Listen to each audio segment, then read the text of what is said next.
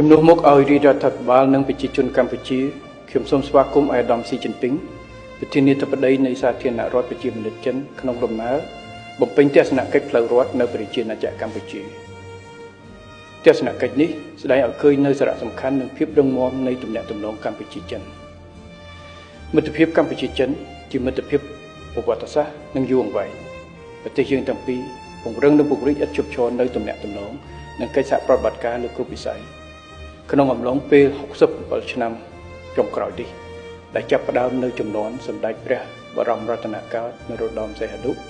បន្តដល់ជំនាន់សម្ដេចតេជោហ៊ុនសែននិងដល់រាជរដ្ឋាភិបាលបច្ចុប្បន្នទំនាក់ទំនងកម្ពុជាចិនឈានដល់កម្រិតខ្ពស់បំផុតជាដៃគូយុទ្ធសាស្ត្រគ្រប់ជ្រុងជ្រោយនិងជាមិត្តដៃថៃប្រទេសយើងទាំងពីរកំពុងរួមគ្នាបង្កើតសមិទ្ធផលថ្មីក្នុងក្របខ័ណ្ឌកិច្ចសហប្រតិបត្តិការត្បូងពេជ្រនិងកសាងសហគមន៍វាសនារួមដើម្បីផលប្រយោជន៍រួមដោយឈរលើគោលការណ៍គោរពអធិបតេយ្យភាពស្មារតីស្មារសិទ្ធិមិនជ្រៀតជ្រែកចូលកិច្ចការផ្ទៃក្នុងចំពោះកម្ពុជាមិត្តចិនដើរតួនាទីយ៉ាងសំខាន់ក្នុងការវិវត្តសង្គមសេដ្ឋកិច្ចពិសេសលើវិស័យហេដ្ឋារចនាសម្ព័ន្ធវិនិយោគនិងទេសចរណ៍ភាពជាដៃគូកម្ពុជាចិនក៏ជួយពង្រឹងឯករាជ្យភាពសមត្ថភាពកម្ពុជានិងកិត្យានុភាពរបស់កម្ពុជានៅលើឆាកអន្តរជាតិ